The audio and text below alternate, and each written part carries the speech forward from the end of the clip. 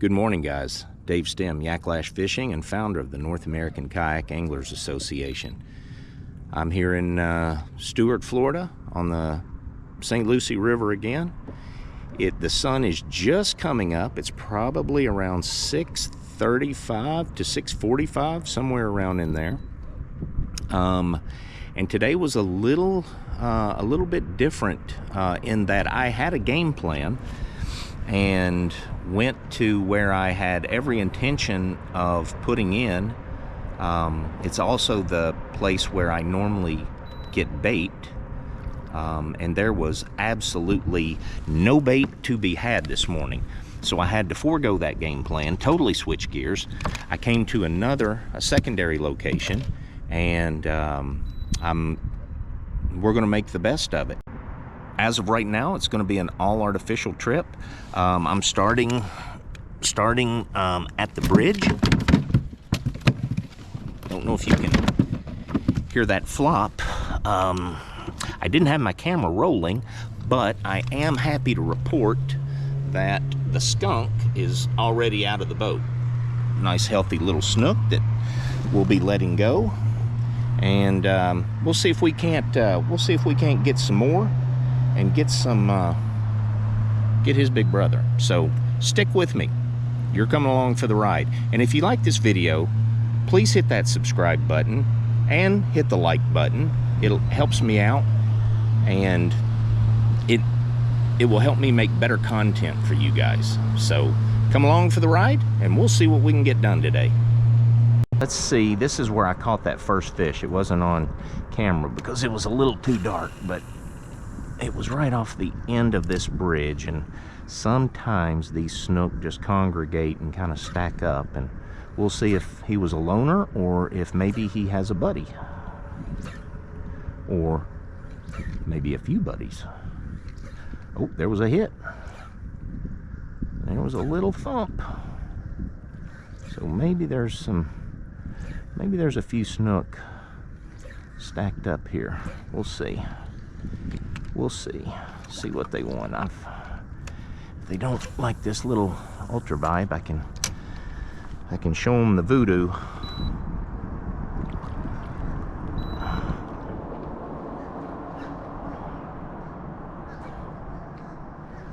There's one. Oh, that was a pretty good thump, but he didn't hook up.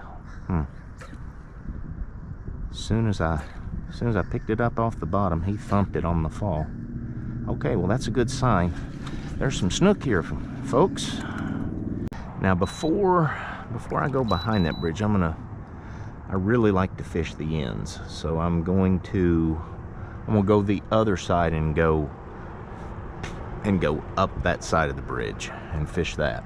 And then after I hit those really well, I'll concentrate on fishing behind the bridge. Got a perfect current to just hit the spot lock and sit here. We'll be throwing right into it. So let's spot lock it right here and make a few casts and see if there's anybody at home.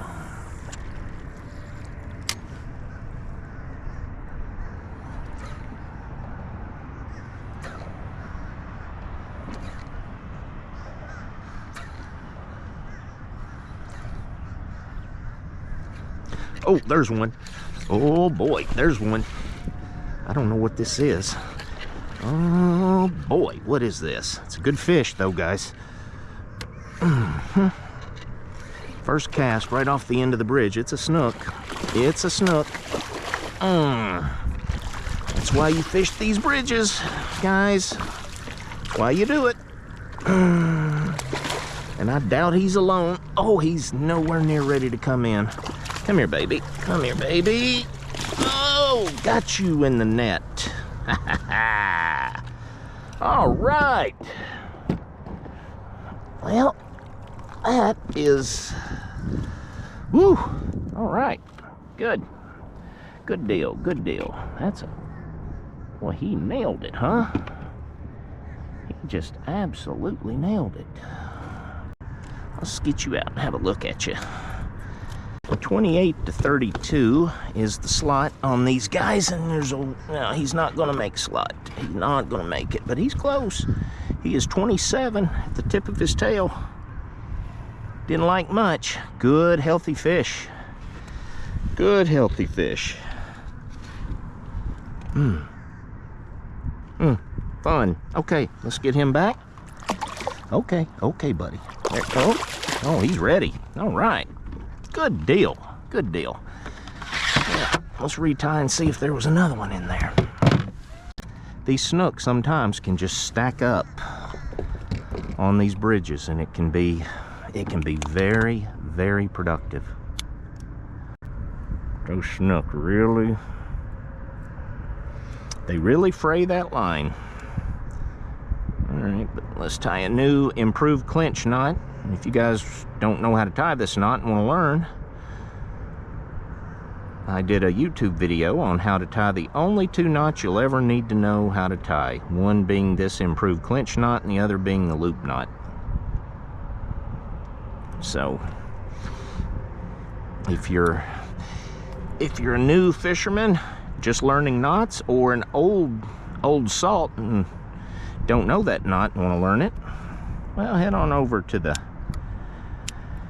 Yak Lash or the North American Kayak Anglers Association YouTube page and watch the video, and you can learn how to tie those knots.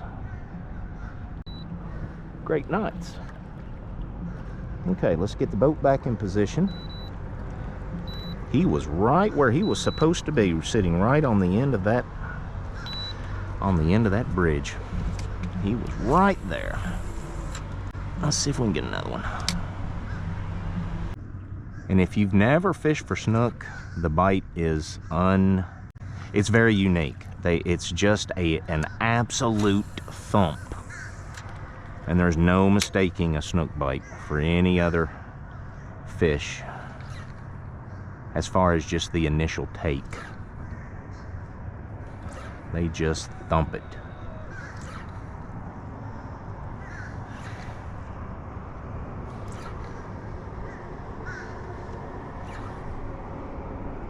Huh. Oh, like that. Wow. That was a thump. Had I not caught that fish, and I'm just being honest here, I would have said that was a big fish. The way, because he thumped it hard. Oh, wow. Don't get those hooks in my hand, buddy. Come on now. Come on now, calm down. Hang on. That was the telltale thump that you're looking for with a snook. Well, pretty good morning so far. I don't want to jinx it, but fishing the incoming tide. Man, that hook is so close to my hand. Don't flop, little fella. Don't flop. Please, please, please. There we go. There we go. Thank you, little buddy. I would have sworn that he was huge. Well, not huge, maybe. But I would have sworn he was bigger than that. As you have to do with snook fishing, pretty much every time you catch a fish, you retie, because they do chafe your line. That's why I tie a long leader with an FG knot. So if you want to learn how to tie the FG knot, once again, head to the Yak Lash or the North American Kayak Anglers Association YouTube channel. One is just Yak Lash, Y-A-K-L-A-S-H. The other is Y-A-K, the number 2, the letter A. And I teach you how to tie actually 2 knots. I teach you how to tie the FG knot, which is the knot I use. But I also teach you how to tie the easier of the 2 leader to braid knots, which is the uni to uni, double uni knot. I don't like it because it's a bigger knot profile and it doesn't come through the guides as well as the FG. The FG is the knot itself is no larger in diameter than the line. There's another fish, by the way.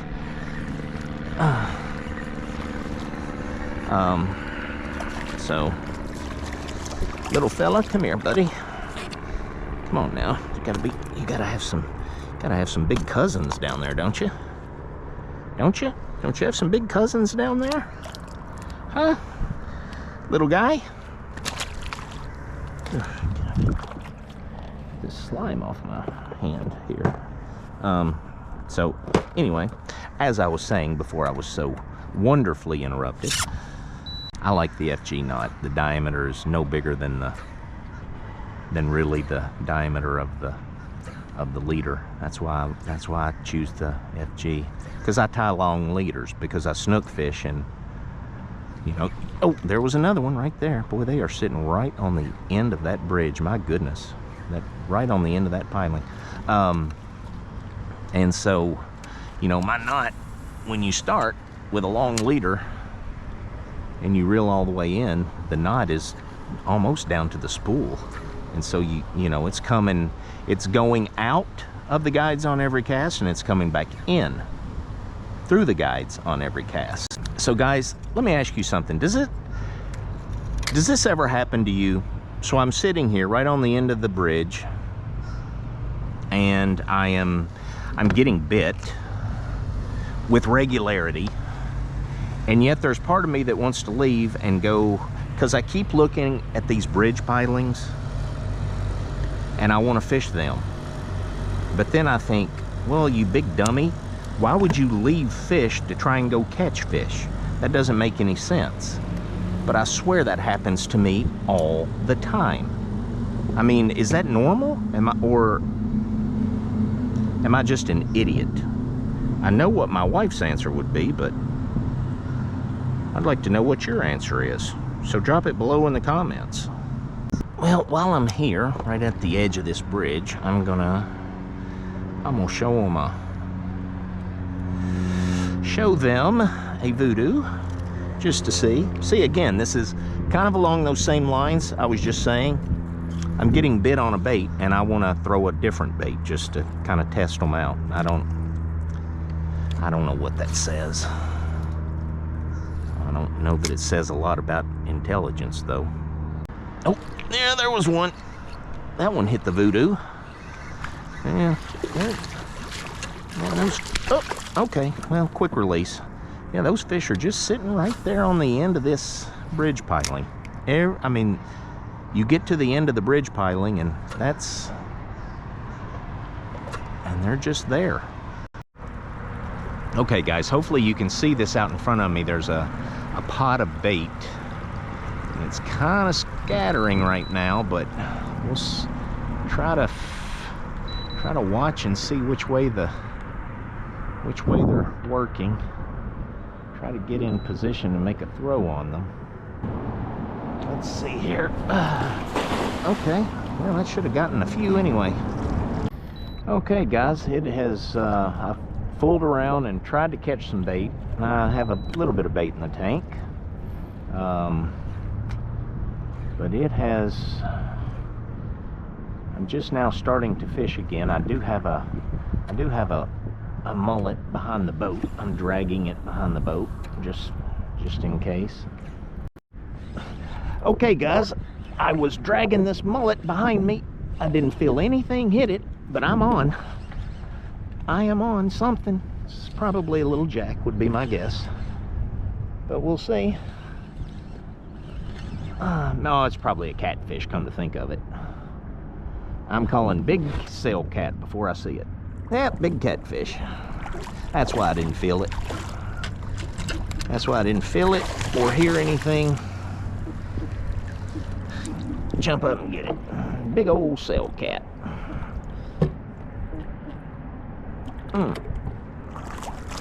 Okay.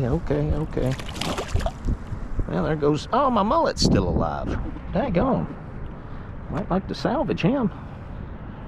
Only got one more of those good sized ones. Okay. All right, buddy.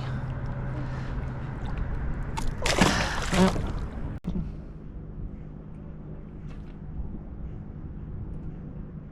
Oh, there was one. Oh, now daggone it. He had it. He might have just had the tail though. It could have been a little snapper. There's another one. Ah, there may be some snapper in there. I better fish this a little bit. You don't have many chances at this. There. Come on. Gotta be in there. Yeah, he was. Oh, he was. He was in there. Daggone it. They're not really... There's one. Oh my. Oh my. Now that felt like something a little better. Wow. Okay. There's one. Okay. That one. I got that one. I hooked that one. Good deal. All right. Good. Well, that not breaks the ice, but it breaks a dry spell. Okay, little snooky. Good, thank you, buddy. Okay, let's see what that does. That's where I wanted to be all along. Just took me 3 casts to get there. There he is, right there. That's where I wanted to be. Told you. Oh, come here, baby. No, oh, he's on that piling. No, get off that piling. He's not that big. He's just got me wrapped. Okay. He may have come off. I don't know. I don't feel him on there. So my guess is he came off and the hook went into that piling, is my guess. I hope I'm wrong, but I don't think I am. No. Put me in that piling. That is dock fishing.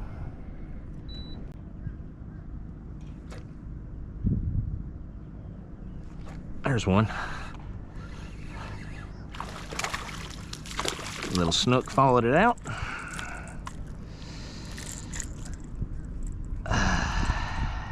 Well, there's definitely some fish under there. They're little, but the one that got off and hung me up was a little bigger than that. That was better than anything I've caught out of there, I do believe. You know what? Oh, there's another one right there. Oh, okay. Huh. Well, they're hit. You know, that's weird. They're hitting out off the dock. I don't know if they're just following it out or what. Or if they're maybe sitting off the dock for some reason. Interesting. They're not big, but, you know, they're fun. What's weird is they don't hit it under the dock. They've been following it out here.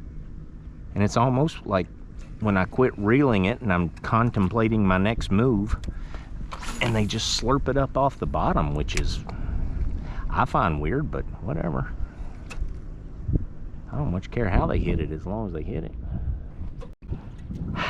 Well, this is why boat positioning is everything when you're doing this, because it's all angles. It's like playing pool. It's all about angles. And I have to have a certain angle to make a cast.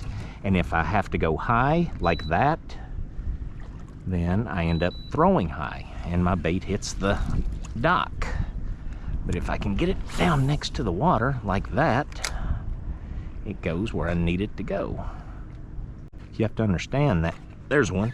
You have to yeah, see, that one hit it. That one grabbed it up off the bottom. I had stopped doing anything to it. Interesting. You have to remember that if you were in a center console or even a little micro skiff, you couldn't fish this dock like this. So, you know, the same things that can make kayak fishing a disadvantage are also its strength. Not to mention, it's just daggone much fun. And I'm a lot happier knowing that when I go home, this kayak's all I have to deal with. You know, when I had my center console, even though it was at a marina, I didn't have to put it in or take it out. They did all that for me. But man, I had to carry all my gear down to it from the truck, from the parking lot, and then wash it. you know, wash the whole thing inside and out, and it's a big job. Owning a boat's a lot of work. It's not to say I won't own another one again, but I can promise you this, whether or not I do ever own a boat, regardless, I'll never not own a kayak.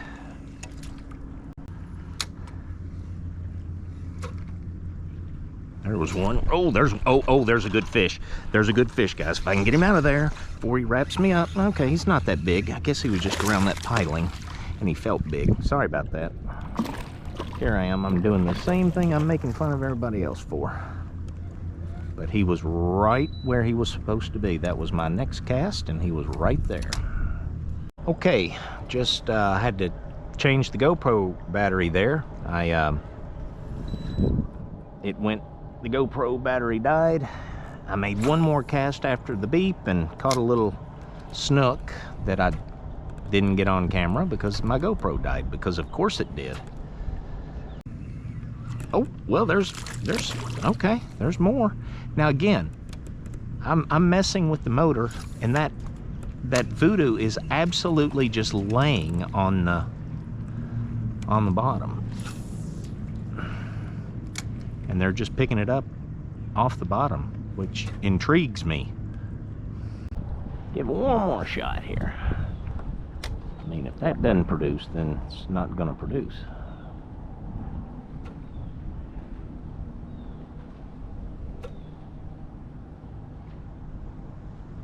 All right, well, not gonna happen here. Okay. Let's get a live mullet. See if, oh, well, there's one that came out, followed it out. I'll be darned. Oh, that might be a good fish too. Oh no, no, damn. Oh, that was a good fish, guys. Golly, that was a good fish. Wow, he didn't even hit it. He didn't hit it while it was under the dock. He literally followed it out as if it was a spinner bait. I was reeling it in. Oh man. That was the one I was looking for. That was the fish I was looking for. Daggone it. Well, there's another one. Oh, well, this is the one this is the one I catch. Oh boy. Okay. All right. Well, it's the right flavor. Wrong size. Okay. Well, I'm still gonna put a mullet down on that next dock, because I do think there's good fish on these docks. I really do. Hey guys, hope you're enjoying the video thus far, and I'm sorry to interrupt, but as I was editing the video, I noticed on the part that you're about to see, when I throw a live bait under a dock, that I made a critical error, and I want to bring this to your attention and hopefully save you from doing the same, because I think this cost me a big fish. When you're throwing live bait, whether it be under a dock, on a seawall, on a flat where you know there's fish, anywhere, it's not typical for the bait to hit the water and just take off very quickly. Normally, when the bait hits the water, they acclimate themselves to their surroundings. They'll swim around a little bit, get their bearings, and then decide which way they're going to go. If you throw a live bait, and as soon as it hits the water, it immediately takes off, swimming very quickly, that is 90% of the time an indication that there is a fish under that bait, and that bait is fleeing for his life. Now, you'll see when I throw this bait, I didn't get it very far under the dock, which is where I was targeting. And so I got frustrated, and I even comment that the bait just took off. And instead of instinctually knowing to give that bait some time and see if in fact it was fleeing from a fish. I got frustrated and I reeled it in, and right at the boat there was a large fish that came up as I lifted it out of the water. So if you're ever throwing live bait, and as soon as it hits the water and takes off, even if it's moving away from your target zone, let it swim for a bit, because there could very well be a big fish that's about to eat it. So don't make the mistake that I made here and that you're about to see. Thanks, guys. Yeah, that's not a very good cast, but he ran straight out of there. Straight out, the mullet did. Got to get him under there where there's not... Oh, something followed him out. Something big. There we go. Daggone, something followed him out. What followed him out? Darn it. Okay, guys, we're heading back to the bridge. We're gonna finish how we started today. I've got a voodoo shrimp and I'm tying back on my little nomad vibe. And we'll see if anything has staged up on the pilings or back on the bridge. So we'll see you at the bridge. I came right out from around the...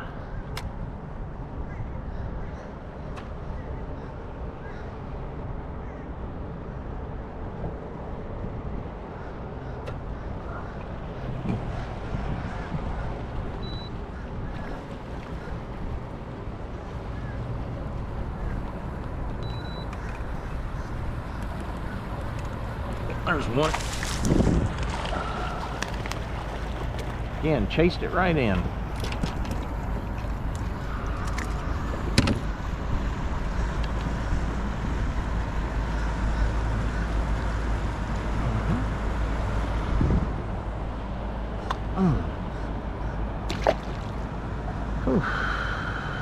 Well, okay, one more for the road.